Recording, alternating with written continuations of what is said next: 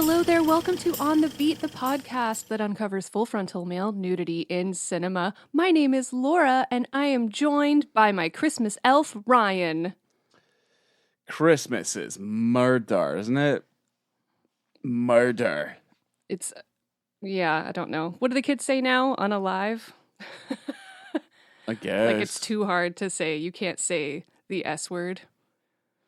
Can't say suicide. I'm going to say it because I just said it. I thought you were going to say skank.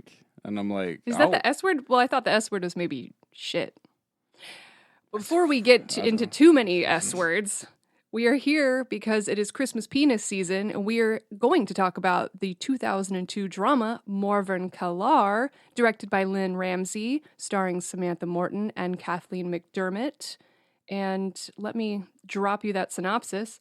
A very cool one sentence that I grabbed from Letterboxd. After her boyfriend commits suicide, a young woman attempts to use the unpublished manuscript of a novel and a sum of money he left behind to reinvent her life. That's wrong. It's not her boyfriend. I thought it was her husband. I thought it was her fiancé. She had a ring. She had a ring. It says, I mean, it's a different synopsis wherever you get it, I think. But anyway.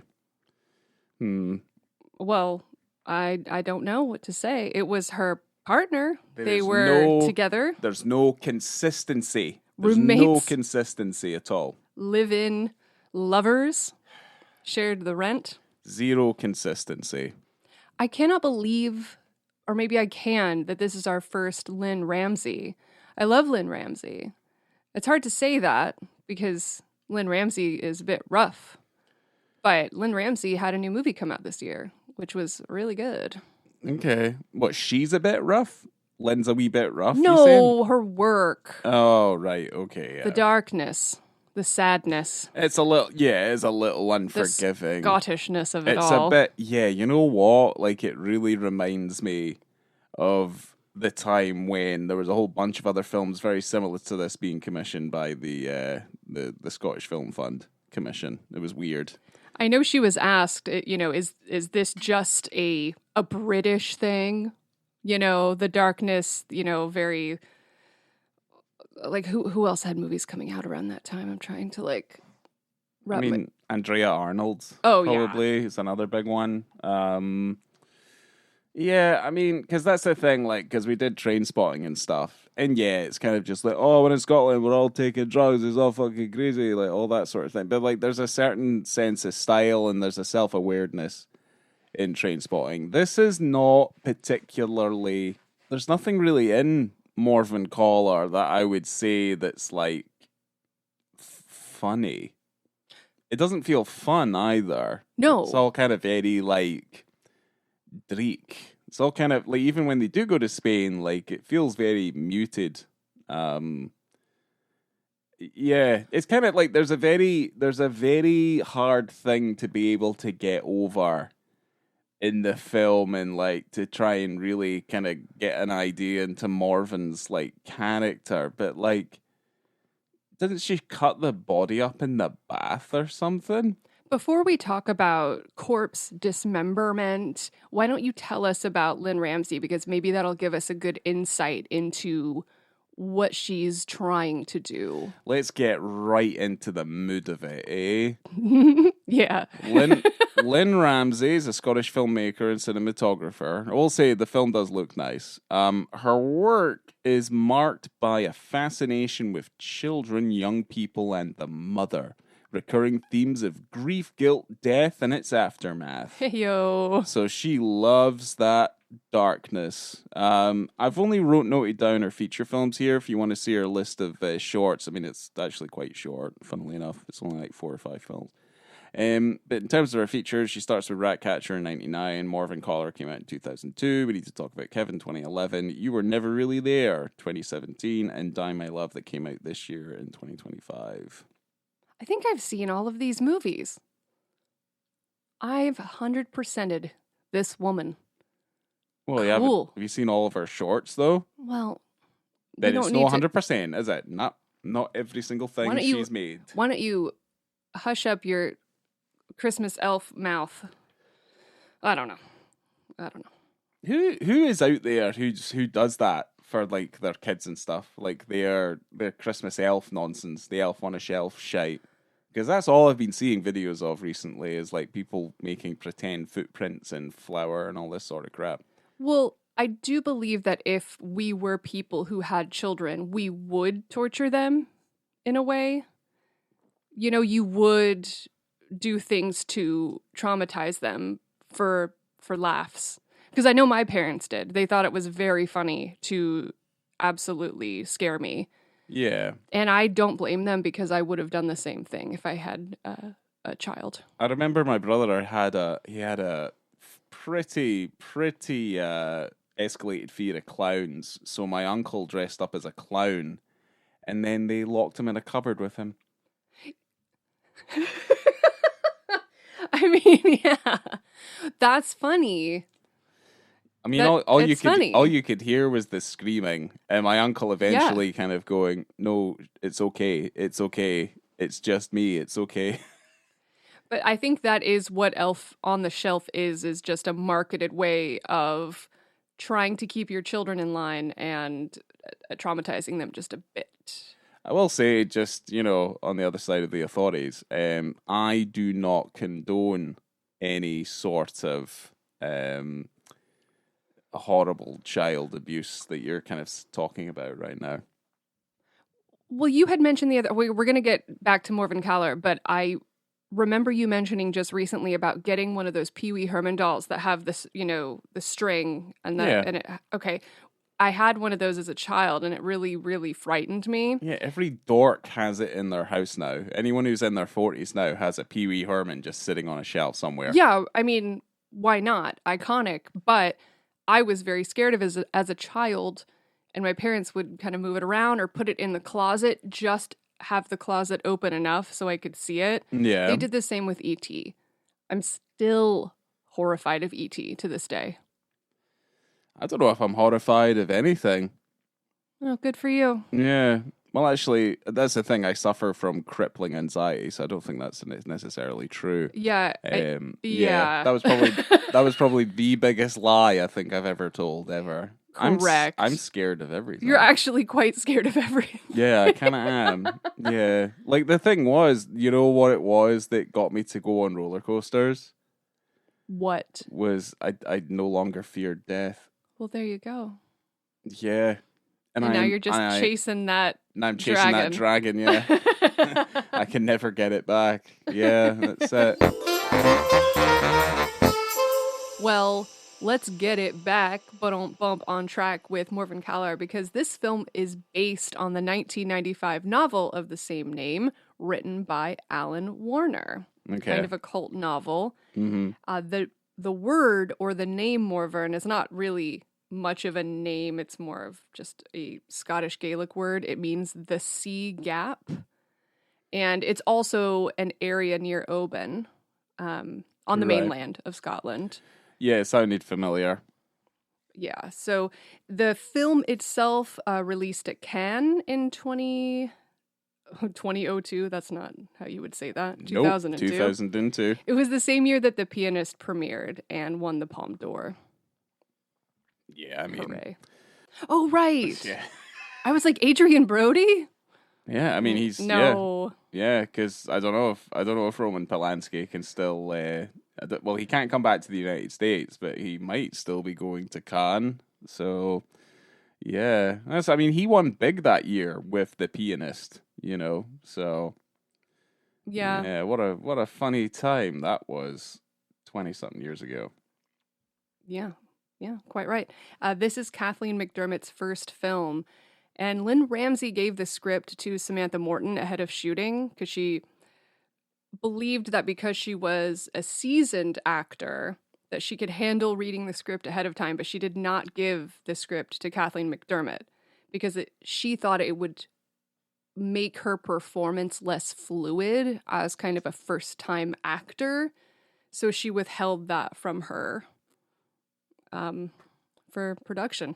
So how did she know what lines she had? Well, she gave it to her eventually. I think she was feeding them to her, but not ahead of time. So she didn't have the time to kind of look through, prepare her character, think about motivation, She just got to go to set and then dance around and go to Spain and Just kind of like the idea is just like, I think your performance will be better if you have no idea what's going on. well, she's not doing a Godard, where he just told them on the spot what to do.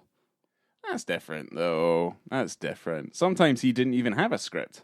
I don't think he typically did. Yeah, so I mean, it didn't really matter. Say this. Walk over there. Say that. I think that Lynne Ramsay's a little bit more structured. All right. Not to say it's better. It's just that it is what it is. Fucking, who knows, eh? Who knows what's better? Yeah, internet.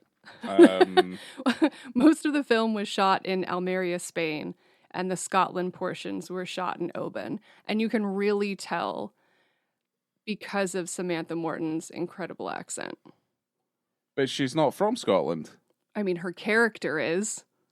She lived there for a while, but she was probably born in England. I like the idea that she's born in England. She's moved up to, I mean, it reminded me more of Glasgow, But I mean, that's what Oban looks like. Even during the day, it's dark. So, yeah. I've never been there. I haven't been to Oban. Oban's fine. That's it. I mean, that makes more sense. I was kind of just like, that's a long walk to Oban if they were living in Glasgow. So that does make sense. But yeah, no, I think, no, I always thought her character, she was probably born in England. She'd lived in Scotland for a while, so she had that accent.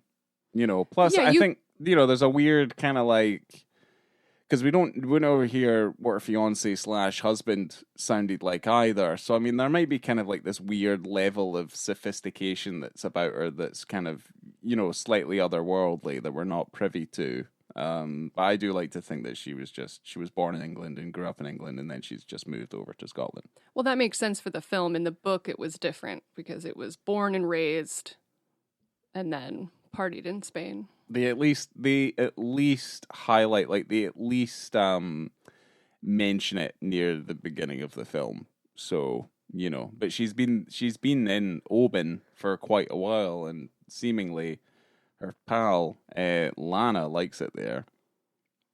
Yeah, I'm sure it's lovely. It's a seaside town. It cannot be that lovely. There's no fucking way. There's no fucking way. But yeah. It's also a very music heavy film. I'm sure that everyone has noticed that. There's Aphex Twin, Boards of Canada, Can, Stereolab, Ween, Velvet Underground. Very, very musical. I think she's really into that. Yeah. I thought some of the music choices were decent enough, and I did notice, like, obviously Boards of Canada and stuff, but Boards of Canada are from Scotland, so very nice interconnectivity through different media. That's what that is. So, well, as I mentioned in that short synopsis, this is basically is not a great word to use. Basically, this is a story of a woman who finds her boyfriend dead by suicide on Christmas Day. And you can tell by the blinking Christmas tree and the blood and the corpse. Yeah. So it starts off on a really high amount of Christmas cheer. I mean, this is a fairly standard Scottish Christmas. I mean, to be honest. I mean, that's kind of usually how it goes. A classic Christmas tale, absolutely. A good old Scottish Christmas. If there's no suicide, then what are we doing with ourselves? It's like, what, we're happy? What a load of fucking shite. We're living in Oban. Yeah. How can you be happy in Oban? Ugh, you have a delicious seaside whiskey distillery. What is to be sad about? The food there would probably be really good too. Yeah. I would like to go to Oban again. I do like Oban. Or what's that other? Was it Pear? Ooh, it's not Pear Tree. I remember going to it. It's up in the north of Scotland. It's got very, very colourful houses. I don't know if that was the same place where they shot Balamory, but anyway, I'm not 100% sure. Have a think on it. Yeah, I'll have a little think on it. Put it on the starts list. It starts with a P, and it's like Pet Tree or something, Peat Tree or whatever. I'm not going to remember it. There's no fucking way. But yes, no, yeah. Yes, Christmas, no. Christmas. It's yes. just Christmas. Absolutely. She finds his finished novel on the computer. I mean, I'm anything but decisive, so... let's just continue on. That is true. And she also finds his instructions for finding a publisher. He leaves her a mixtape and money for his funeral. And he says that he's sorry, don't try to understand, I love you. And when she sees the novel on the computer and his note ahead of it, he says, I wrote this for you. And I believe that she just takes that literally, almost a childlike sort of determination where you take things as they are, where you take things as people tell you. Oh, I wrote this for you. And she literally changes his name to her name on the book, never reads it, never opens it, has no idea what it's about. No. And because it's for her, she will go ahead and send it off to the publishers as herself. Because why not? There's no guilt about it, no questioning. And you can also tell because of how long she lives in that flat with that dead body. So that place is on the Isle of Skye. So I've been to the Isle of Skye and I just didn't even remember. It's Portree. That's what it's called. I did a documentary on Portree. You did? Mm-hmm. I've been there. Yeah, there's a lot of really nice footage that I think I still have, actually. I probably thought you have it told on me- a drive somewhere. I thought you said you'd never been to Skye. I wanted to take you there. Well, that's the thing I have, and I forgot. And that's just How what's could you happened. forget? Some people Well, 'cause- in this world travel specifically to go to Skye because it is so beautiful and, you know. It's very nice. That footage I have, though, makes it look really quite dreek. I'm sure it does. And it's kind of, you know, I won't describe what we're doing a documentary on. But yeah, it was interesting at the time, if I remember. And I got to lug a big camera around, which was nice. I was the cinematographer. So I went to the fairy pools and got in my swimsuit, went swimming, freezing didn't- cold. yeah, I didn't do that because it was not sunny there at all any fucking day. Never happened. It was sunny the entire time I was there. Yep. Nope. That's not my experience at all. It was seriously sunny, as we would say. Well, it was moody. That's what it was. It kept on getting rain on the lens, if I remember correctly, as well. Because it was miserable there. That's perfect for your style. For my aesthetic, Yes. I guess so. Yes, because I love it dark. I love the darkness. I embrace it. Swallow me up, please. Well, Morvern Callar also embraces the darkness because she spends the first 40 minutes of this short film with that dead body before she decides to do something about it. It's very She uses questionable. and instead of, I don't know why she doesn't call anybody, because she doesn't have to do this. It is She doesn't have to do shit. very odd because he quite clearly ended his own life. But instead of doing something about it, she just sprays a bunch of air freshener in the house and waits. I don't know how many days. It might not have been that many. It might have been like a couple of days. Yeah. She goes out with her friends and she's just kind of separating herself from the situation until she decides to listen to the mixtape in her underwear and cut up his body.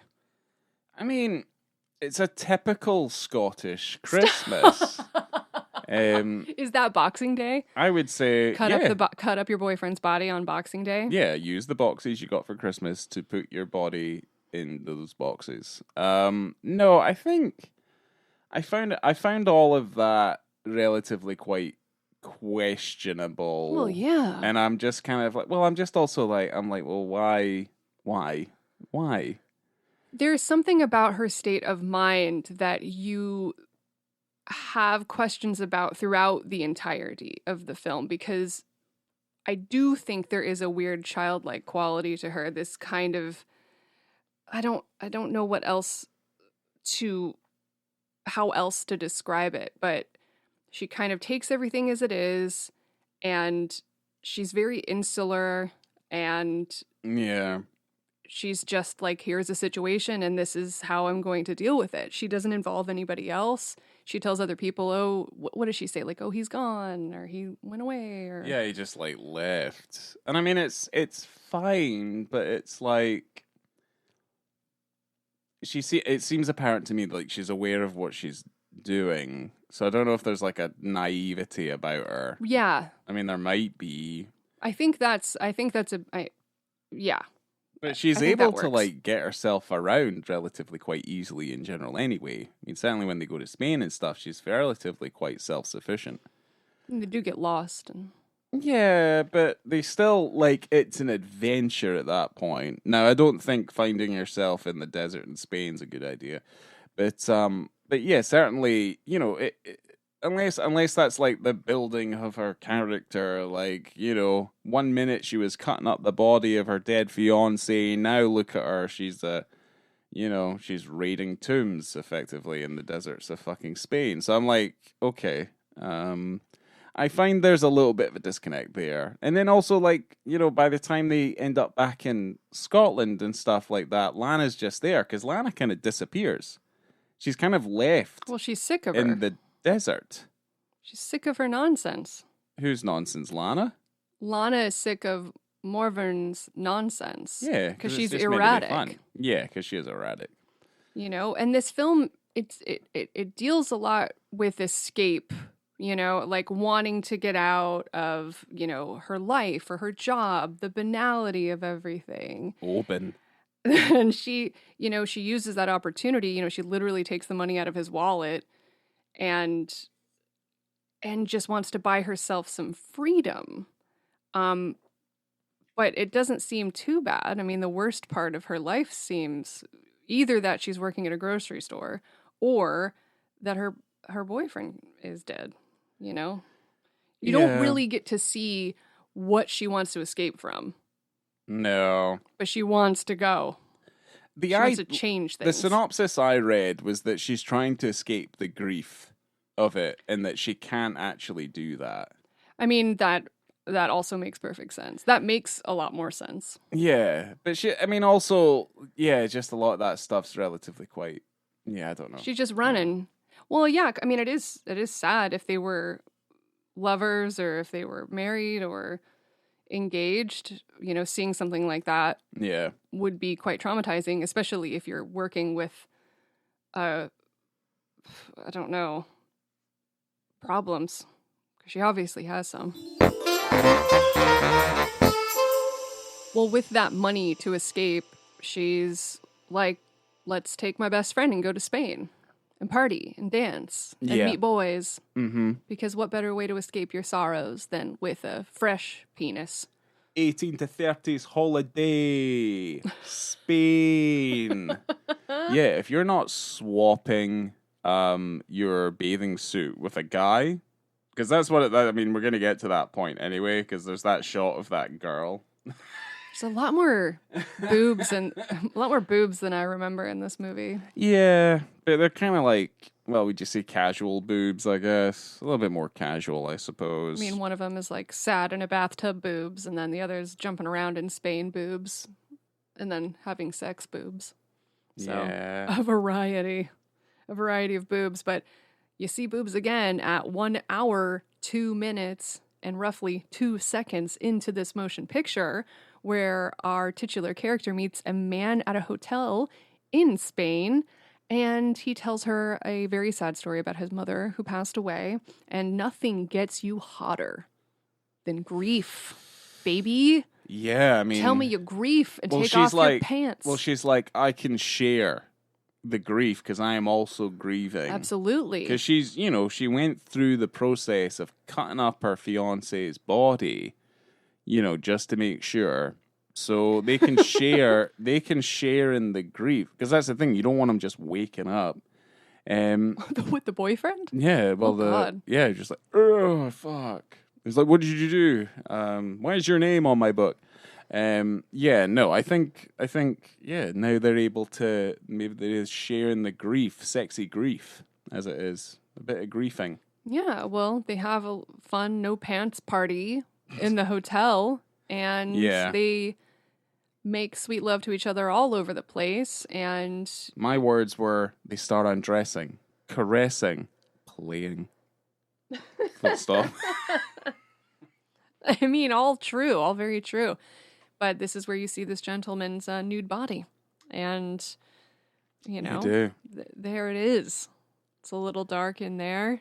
Yeah. But it's quite visible. Because that's the thing, And- like, for the most part, like, the film's relatively quite dirty. It is vivid, but it's kind of dirty, and one of the hallmarks, obviously, of Scottish independent cinema is the handheld camera, and that's pretty much what we're seeing for the majority of this scene. And it's just kind of whatever's happening in the hotel room. There's the shitty kitchen, and that's kind of where we see the majority of it. That's where the widest shot tends to be. True. And takes off his tidy whities, and there you go.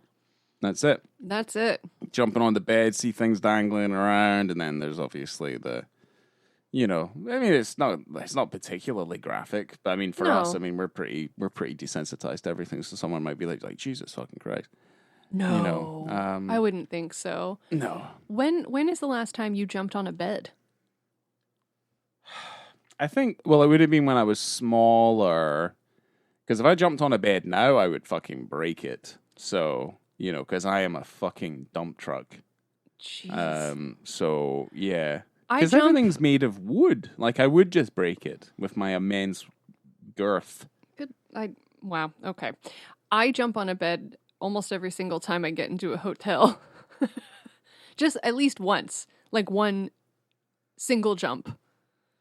Because the ceilings are usually a little bit taller than you would have at home. Because if you jump on a bed at home, you would hit a ceiling fan. And I wouldn't jump on my own bed because that's destruction of your own property. But you can jump on a hotel bed. No? All right. I mean, I guess that's something new. Well, I don't really think about it that much. I did now. Call the cops. No. Yeah, call the cops. Let me enjoy my leisure. My leisure time. Jumping on a hotel bed. It's fun.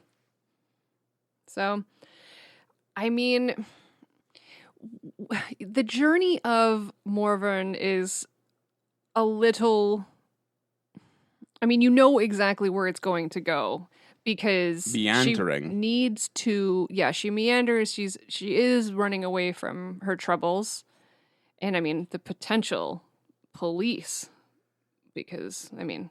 It never happens in the film, but she should definitely get arrested for what she's done. Yeah, no, she's kind of crossed the line. She could have just called the police at the minute it happened. She did nothing wrong. No, she would have been okay. I mean, you kind of plagiarized, but I mean, it's different. No, I mean, that's the thing. Like, yeah, I mean, I don't know. It's not like you can argue it now, no. But, yeah, I mean, I guess so. I guess so. She eventually meets the publishers, and they love the book. They do. want the next book already, and she has no idea how to write. Yeah. Or what the book's even about. She said something like, the best thing about writing a book is you just have a cup of coffee and sleep as long as you want. Like it's not a big deal. So, I mean, it worked out for her. Is there anything else in terms of the narrative of the moving picture that you wanted to discuss? Anything you wrote in your notes that I didn't bring up yet? No, it's just a lot of Priscilla, Queen of the Desert stuff for like the other part of the movie. Yeah, I love that movie. Yeah, well, Priscilla, Queen of the Desert's really good. Hell yeah.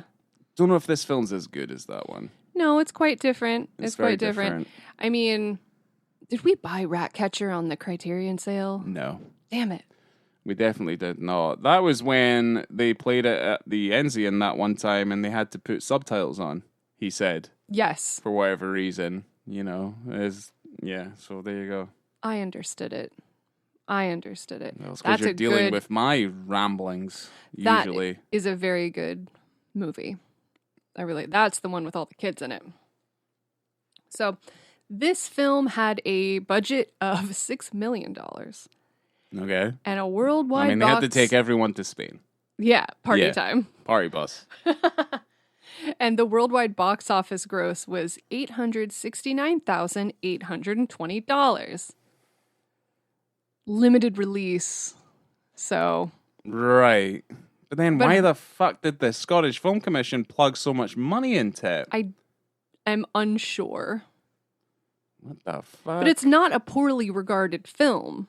It's not I mean, it won awards as well, but it wasn't, I don't know how much Ratcatcher made.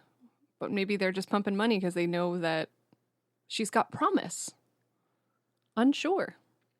Yeah, I don't know. I think it's like you put a gamble on something. But then again, like maybe this was at the point where it all started to kind of get a little bit tiresome. Like films being made in Scotland ended up being very, very similar to each other, you know?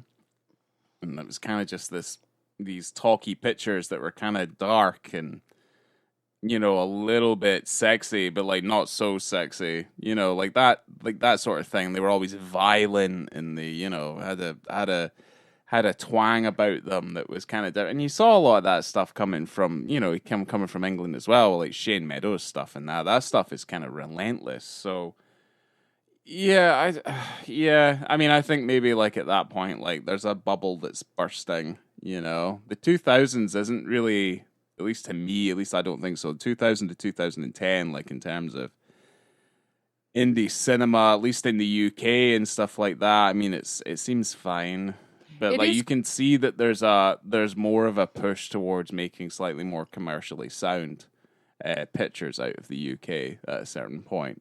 There's a turning point. There's quite a bit of darkness, especially like in the late 90s, early 2000s with fine. with like UK cinema. But in my opinion, opinion. People seem to want that though, This is this is far and away far different from say like, because they could pump a ton of money into a Stephen Frears movie and that movie's probably going to do relatively quite well. Shove a Judi Dench in it maybe. Probably going to be okay. I don't know, like it took yes, I don't want to like shit on anything. But because obviously Scotland has been trying to become more of a hub for production companies and stuff to come. That's why we saw Marvel movies and stuff being shot in Edinburgh and all that sort of stuff. But yeah, there has to be a distillation of exactly what they wanted the film industry in Scotland to be, and I feel like Morvern Callar is kind of case in point. Like it's one of the nicest looking ones of that type. But like, how many other films like of this ilk have we covered? I mean, Red Road's another one which is kind of relentlessly dark and relentlessly brutal, and it's like, okay, we get it. What was that Ewan McGregor one with the boat? Oh, fucking Young Adam. Yeah. Another perfect example of another desatted, super dark, slightly sexy movie that's just been like pumped a bunch of fucking money into it. I like that you call these slightly sexy. Well, that's the thing. They're slightly sexy because you're just kind of like, you know what it reminds me of? The stuff that's in these movies that's kind of like, the sex stuff reminds me of a time when I finished work. I was working at Macro, which was a cash and carry, and it was in Sight Hill, and it was grim there. And I always had to wait like an hour for my bus to take me back to Livingston. And I remember seeing a group of youngsters behind the bookies by the bus stop, and I was like hiding. And one of them started getting a blowjob in front of all of their pals outside the bookies. And I was just like, that's kind of, it's like that ickiness to it. That's what it reminded me of. Yeah. That sort of thing. But yeah, I mean, like, that's not to say that I don't like a bit of darkness, but like, do something with it. Try and make it a little funny. At least, like, the gallows humor of, like, Scotland, like, put it in there, because at least then I'd be like, okay, I can stomach this a little bit easier, Yeah, this doesn't have any of that humor. Has none. Zero. Well, Sean Baker named this film as one of his 10 favorite films of the 21st century in a New York Times poll earlier this year. Yeah, but that's not fucking surprising, is it? If Sean Baker said that. Because again, he's kind of in the same boat as he's the same boat kind of from over here. He makes the same sorts of pictures. So yeah, he does. Yeah, so of course he would say that. Well, LYNNE RAMSAY won the Youth Award for Best Foreign Film at Cannes. Youth. And the Youth. Youths. I think she was Young like team. 32. That's youthy. Anyway, it was nominated for 7 awards at the British Independent Film Awards. Samantha Morton won Best Actress, and Alwyn Kuchler won for Best Technical Achievement for Cinematography. Okay. And at the BAFTA Scotland Awards, Kathleen McDermott won Best Actress. The BAFTA Scotland or BAFTA? BAFTA Scotland. Oh, yeah, of course. Classic. Yeah, because she's from Scotland. That's how that works.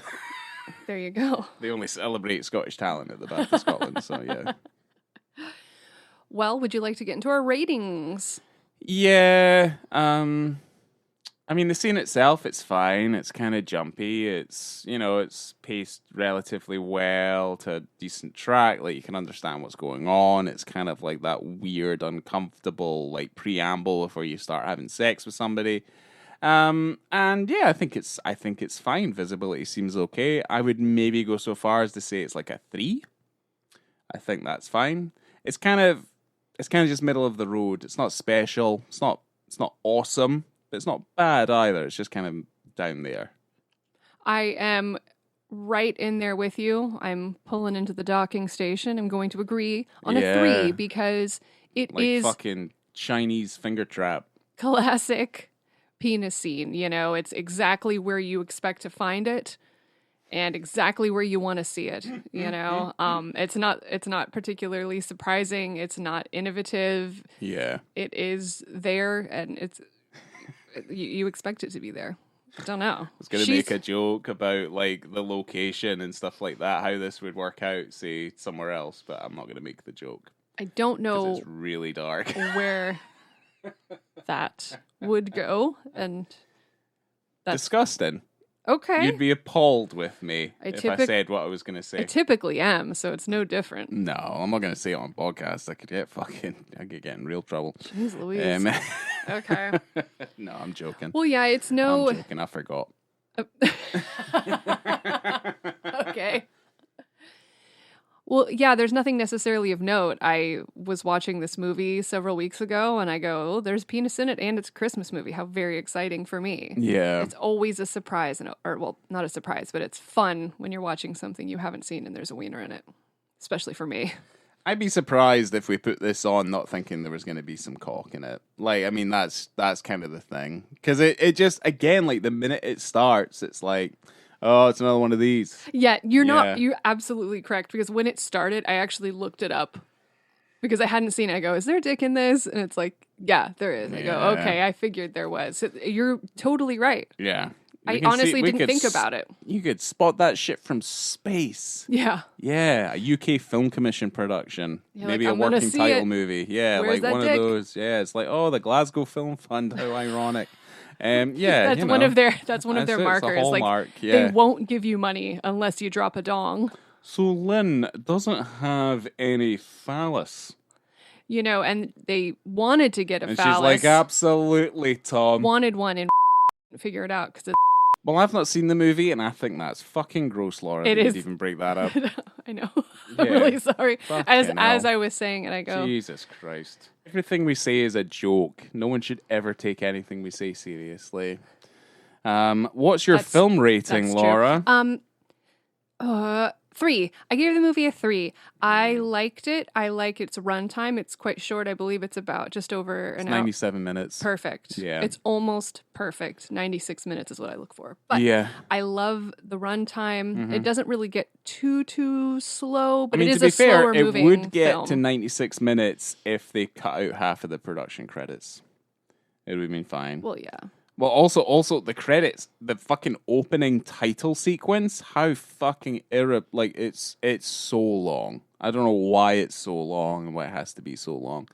But yeah. Well, I don't know. I liked the film. I liked that it starts off at Christmas and it's quite dark, but it's not necessarily something that I will seek out to watch every year, or even maybe again, but I thought it was fine. Performances were good. I love Samantha Morton, and I don't know. That's kind of it. It was fine. It's a fine film. 3. Yeah, no, I agree. It'd be about 3 as well. We're stalking like crazy today. Whoa. Yeah, because it's better than average because of just the way it looks. But to me, I feel like I've seen so many versions of the same thing. And you try and take every single one on its own merit. But yeah, I mean, and I'll also put it out there, like I've seen some more of like LYNNE RAMSAY. I was gonna say Anne Ramsay. That's not right. Like throw mama from the train. Yeah, no, I've seen You Were Never Really There, and I didn't really like that movie. And I know people do, and I'm like, I don't know, might need to see it again because like. She's got a really small filmography. I really want to see more of her stuff, and I do want to like it. But like, if it's kind of more of the same, I think that's I think. Did you say you have? She did. We Need to Talk About Kevin. Yeah, I've never seen that. Fantastic! Oh my god, it is so good. Okay, it's incredible, and honestly, that and Ratcatcher are probably my favorite films of hers. But Die My Love, that just came out this year, is very good, but it's perplexing and very, very stressful. Very stressful. There's 2 movies that have stressed me out this year, and one of them I can't remember, and the other one is Die My Love. But yeah, anyway, those are really it still good. gets a 3 because I rate it on it. But I think any film that struggles to hold my attention, and the thing was that every time I looked up, the frame was at least very pretty, If I Had Legs, I'd Kick You. That was the other movie that I found incredibly stressful this year. Right, I see. I was very tense. So, well, all right, watch this movie if you want. And if you probably already did because you're listening to this episode, it's available streaming on most places. So yeah, coming to you from a shallow grave in the woods. Fuck, man. I have been Laura. Christmas. Yay. Remember you can find us on Letterboxd and on Instagram at OnTheBeat, BITTE. Make sure to rate, subscribe, and just give us love and enjoy your Christmas time. We've got one more Christmas episode coming that is so much darker. I'm joking. It depends on your thoughts and views, but yeah, it's a comedy. It's got a great song in it. It has got a fantastic song in it. Yeah, it has. But you'll find out about that in a couple of weeks. Maybe one of the greatest comedy films ever made. Not wrong. We'll see you next time.